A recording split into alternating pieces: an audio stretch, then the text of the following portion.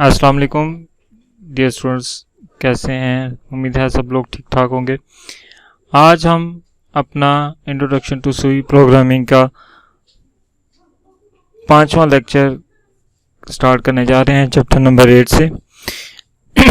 तो सबसे पहले जिन्होंने मेरा चैनल सब्सक्राइब नहीं किया वो मेरा चैनल सब्सक्राइब कर लें ताकि उनको मेरे आने वाली तमाम वीडियोस की रिकॉर्डिंग मिल सके, नोटिफिकेशन मिल सके आप लोगों को।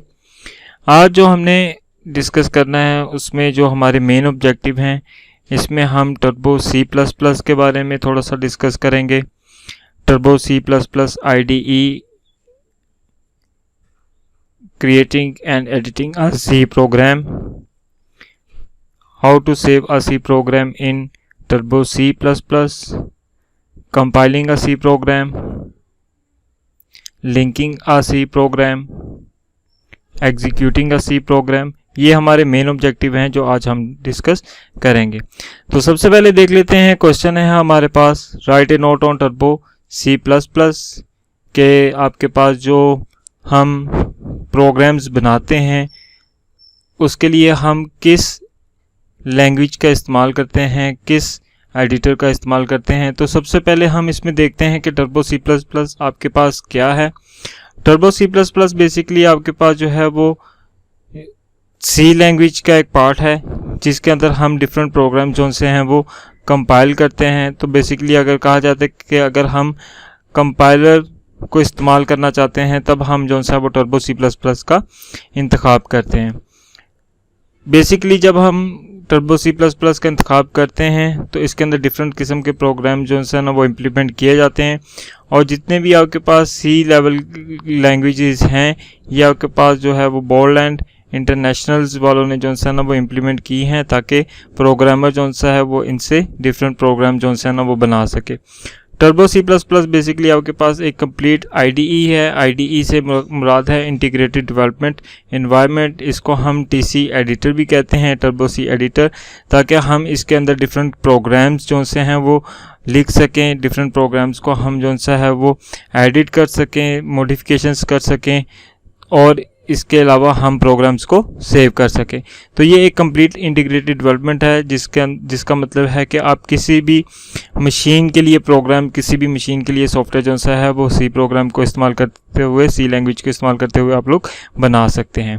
ये आपके पास एक पावरफुल डीबगर है। डीबगर से मुराद क्या है कि अगर आप लोगों के पास प्रोग्राम के अंदर कोई एरर्स आ जाते हैं तो उन एरर्स को ये रिमूव करता है। उन एरर्स को सबसे पहले ये डिटेक्ट करेगा, फिर प्रोग्रामर को बताएगा कि इस प्रोग्राम के अंदर आपके पास जो है वो डिफरेंट एरर्स मौजूद हैं, वो उसको क्या करेगा, रिमूव करेगा। तो इसको जो है ना वो हम डीबगर का, यानी कि जब आप लोग किसी भी एरर्स को फाइंड करते हो, फाइंड करने के बाद उसको रिमूव कर देते हो, वो आपके पास क्या कहलाता है, डीबगर कहलाता है। और एरर्स को बाज़ औक़ात हम जो है ना वो बग भी कहते हैं। अब यहाँ पे आपके पास जो प्रोग्राम लिखा जाता है टर्बो सी प्लस प्लस के अंदर वो, या फिर TC एडिटर के अंदर, वो बहुत इजी है। देखते हैं किस तरह से हम जो है ना वो इसको कर सकते हैं। तो ये आपके पास TC एडिटर सामने आपके पास नज़र आ रहा होगा, ये उसका इंटरफेस कहलाता है। यहाँ पे आपके पास different file, edit, search, run, compile, ये आपके पास डिफरेंट मेन्यूज़ हैं। इनके अंदर हम लोग डिफरेंट ऑप्शंस मौजूद हैं जिनको हम इस्तेमाल करते हैं। यहाँ पे ब्लू स्क्रीन के ऊपर आप लोग जो है वो अपना प्रोग्राम लिखेंगे, ठीक है। यहाँ पे आपके पास जो है वो डिफरेंट शॉर्टकट कीज़ मौजूद हैं जिस तरह से हम अगर कंपाइल करना चाहते हैं तो उसके लिए Alt F9 प्रेस करेंगे। इसी तरह से अगर कोई फ़ाइल हमने सेव करनी है F2 प्रेस करेंगे, फ़ाइल ओपन करनी है F3 प्रेस करेंगे। तो जैसे ही आपके पास यहाँ पे फाइल बन रही होगी तो ये शॉर्टकट कीज़ भी जो है वो चेंज हो जाएंगी साथ साथ। तो यहाँ पे बस आप लोगों ने याद रखना है कि यहाँ पे हम जो है वो इसको अपना प्रोग्राम जो है वो यहाँ पे लिखेंगे। ये ग्रीन कलर का छोटा सा आइकन आपको नज़र आ रहा होगा, इस पर अगर क्लिक करेंगे तो ये विंडो आपके पास बंद होगी। ये स्क्रॉल डाउन है, यहाँ से स्क्रॉल नीचे की तरफ मूव करेंगे तो आपके पास ये स्क्रीन नीचे की तरफ जो है वो मूव होना शुरू हो जाएगी। तो ये आपके पास जो है वो टर्बो सी प्लस प्लस का जो है ना वो एडिटर है।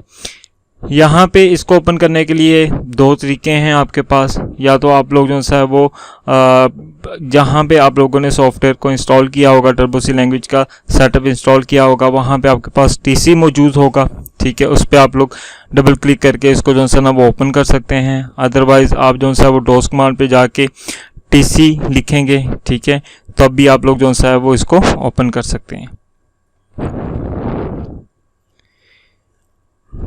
नेक्स्ट है जी आपके पास question, how would you create, edit, compile, link and execute a C program. कि हम किस तरह से अपने TC एडिटर के अंदर प्रोग्राम्स को राइट कर सकते हैं, एडिट करेंगे, कंपाइल करेंगे। तो ये स्टेप बाय स्टेप हम जो है वो इसको डिस्कस करते हैं।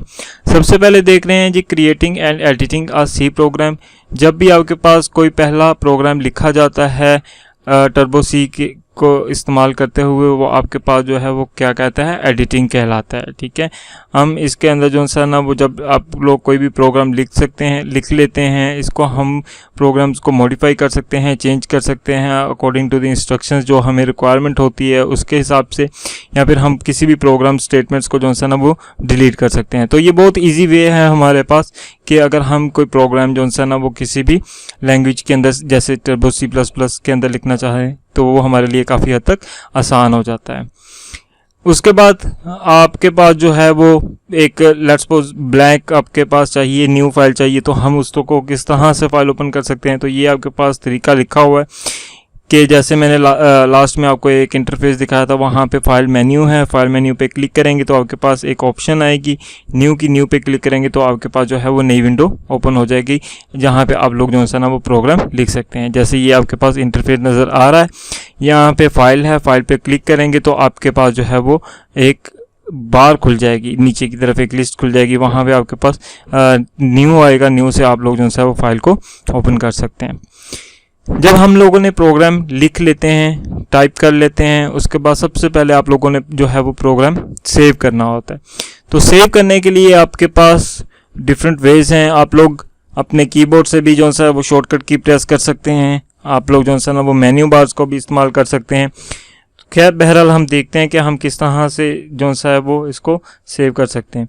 तो जब भी आप लोग कोई भी प्रोग्राम बनाते हैं, इस प्रोग्राम को जब स्टोर किया जाता है डिस्क के ऊपर, तो वो आपके पास प्रोसेस जो है वो क्या कहलाता है, सेविंग अ सी प्रोग्राम कहलाता है। सबसे पहले आप लोगों को प्रोग्राम सेव करना चाहिए ताकि आप लोग जो है वो फ्यूचर के अंदर इसको बार बार इस्तेमाल करना चाहते हैं, अगेन एंड अगेन इस्तेमाल करना चाहते हैं, तो आपके पास वो प्रोग्राम पहले से ही मौजूद हो। जब आप लोग प्रोग्राम को सेव करते हैं तो सेव करने के लिए उसका एक फ़ाइल का नेम होना चाहिए और उसके साथ एक्सटेंशन उसकी जो है ना वो बहुत ज़रूरी है। एक्सटेंशन बेसिकली क्या है, जो बताती है कि मैं ये फाइल जो है वो किस सॉफ्टवेयर के अंदर ओपन होगी। जैसे अभी यहाँ पे .c एक्सटेंशन देंगे हम, क्योंकि हम इंट्रोडक्शन टू सी कर रहे हैं, सी लैंग्वेज के ऊपर काम कर रहे हैं, तो इसकी एक्सटेंशन जो है वो .c है।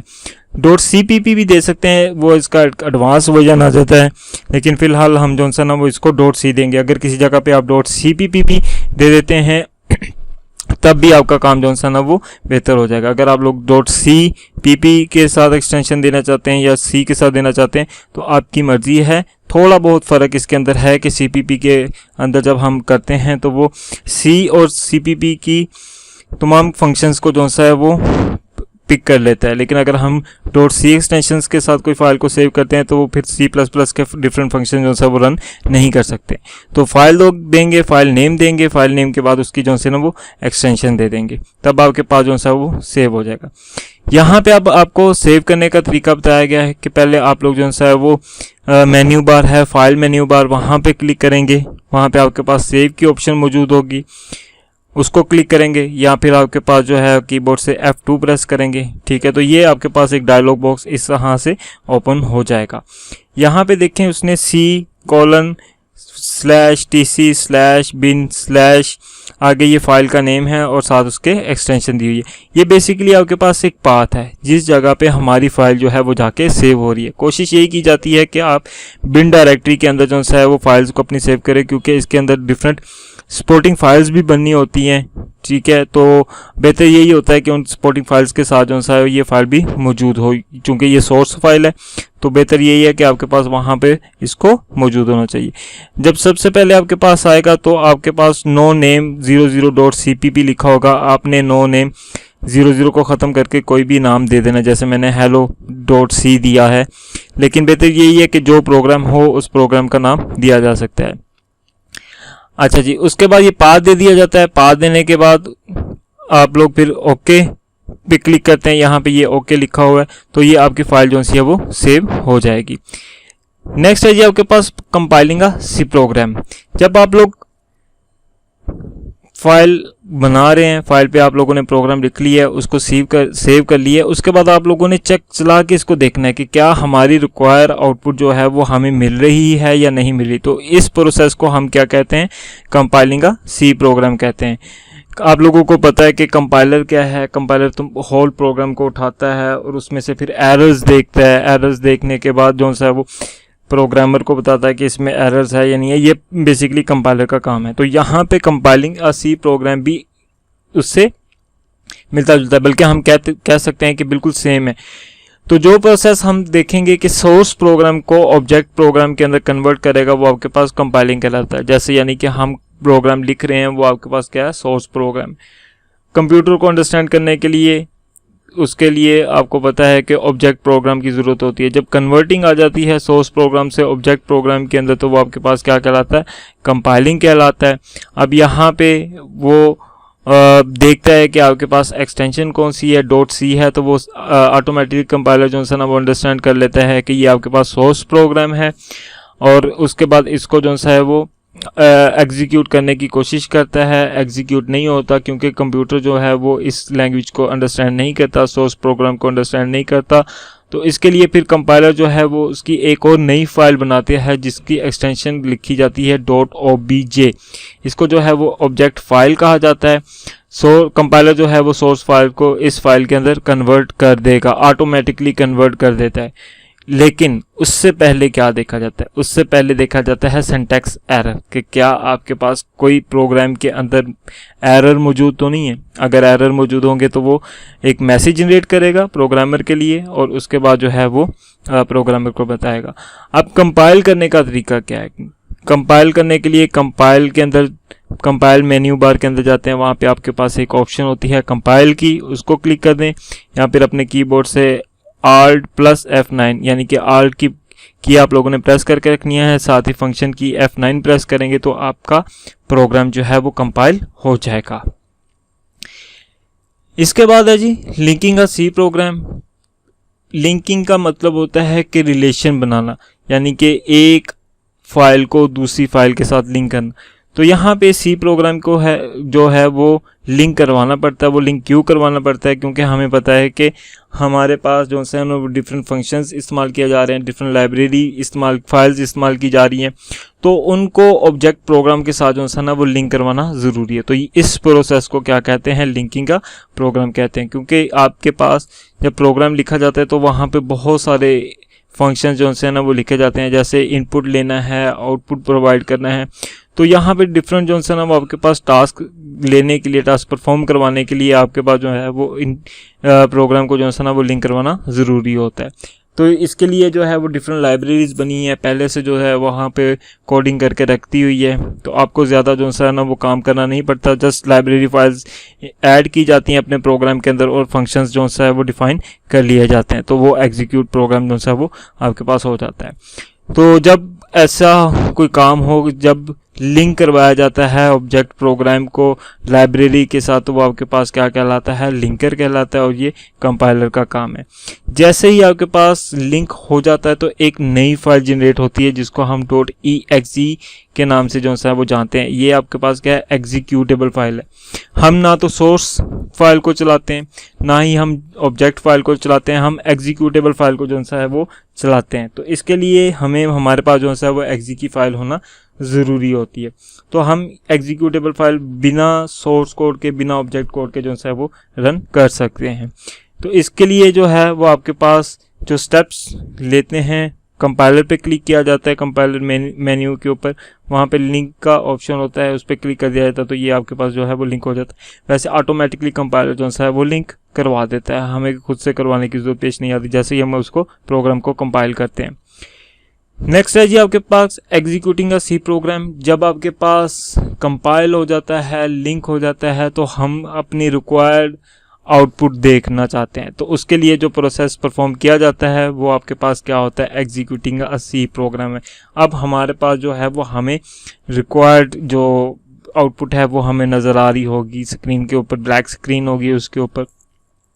तो ये भी आपके पास कंपाइलर जो है ना वो इसको ऑटोमेटिकली करता है। तो जब उसके लिए सबसे पहले क्या होता है कि जब हमने प्रोग्राम को एग्जीक्यूट करना है तो उस प्रोग्राम को हमें रैम के अंदर या मेमोरी के अंदर हमें जो सा वो लोड करना पड़ता है। देखें जैसे हमें पता है कि सबसे पहले अगर हम कोई भी प्रोग्राम चलाते हैं तो वो सबसे पहले मेमोरी के अंदर लोड होता है, ठीक है, फिर वो प्रोसेसर के पास जाता है अपनी एग्जीक्यूशंस को कंप्लीट करने के लिए। तो सेम सिनेरियो यहाँ पे है, आपके पास सबसे पहले प्रोग्राम को जो सा है वो मेमोरी के अंदर लेकर आएगा, फिर उसको जो सा ना वो एग्जीक्यूट करेगा। जब आपके पास मेमोरी के अंदर आ जाएगा तो आपके पास जो एग्जीक्यूट होना शुरू हो जाएगा, तो इस प्रोसेस को हम क्या कहते हैं, लोडर कहते हैं। और इसको करने के लिए आपके पास जो वेज हैं वो क्या है कि आपके पास रन मेन्यू बार है, रन पे क्लिक करेंगे तो आपके पास मज़ीद ऑप्शन आएगी रन की, तो फिर आपके पास जो है वो प्रोग्राम आपका एग्जीक्यूट हो जाएगा। अदरवाइज़ आप लोग कीबोर्ड से कंट्रोल F9 प्रेस करेंगे तो फिर भी आपका प्रोग्राम जो है वो रन हो जाएगा और आपके पास सामने जो है वो स्क्रीन नज़र आनी जाएगी। तो ये हमारे पास आज का टॉपिक था। इंशाअल्लाह उम्मीद है कि सब आप लोगों को ये मेरी वीडियो पसंद आई होगी। अगर कोई आपके पास क्यूरी हो तो फिर आप लोग जो है वो मुझे फीडबैक दे सकते हैं ताकि मैं आप लोगों की प्रॉब्लम्स को सॉल्व कर सकूं। अपना ख्याल रखिएगा। Thank you so much. अस्सलाम वालेकुम।